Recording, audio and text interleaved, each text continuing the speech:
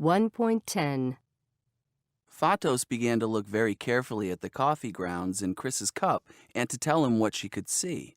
I remember that the first thing she said was that she could see sacks of money. And this was very accurate because Chris had worked in Saudi Arabia for several years and had earned a lot of money there. She also said that she could see a blonde lady. Well, Carla, Chris's girlfriend at the time, was blonde, so that was spot on too. But then Fato suddenly looked very serious and she said, I can see somebody in your family who is sick, very sick at this moment. I remember thinking, oh no, don't ruin a nice evening. But Chris is a very laid back kind of person, and he didn't seem to be too worried by what she'd said.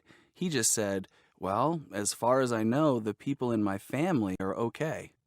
Chris is an only child, and his mother lived with her sister. They were both in their 70s. Fatos said one or two more things, and then we asked the waiter for the check and said our goodbyes. It was a slightly weird end to what had been a very enjoyable evening. I can remember feeling relieved that I had said no when Fatos asked me if she could read my coffee cup. Chris and I got a taxi back to our hotel. The next day, Chris had a free morning because it was my turn to do the teacher training session in the hotel. So he went out early to go sightseeing in Istanbul. Around 9 o'clock, I got a call on my cell phone. It was Chris's girlfriend, Carla, calling. She told me that she needed to talk to Chris immediately, but that he wasn't answering his cell phone.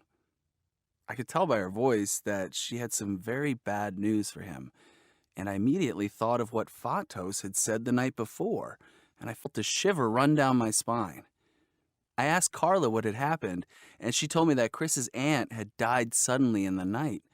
So, was it just a spooky coincidence? Or did Fatos really see what she said she saw in the coffee cup?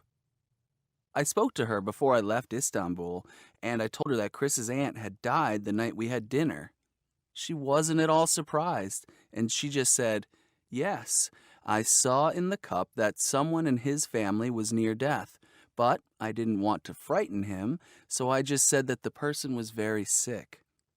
All I can say is that I always used to be very skeptical about fortune telling, but now, well, I'm not so sure.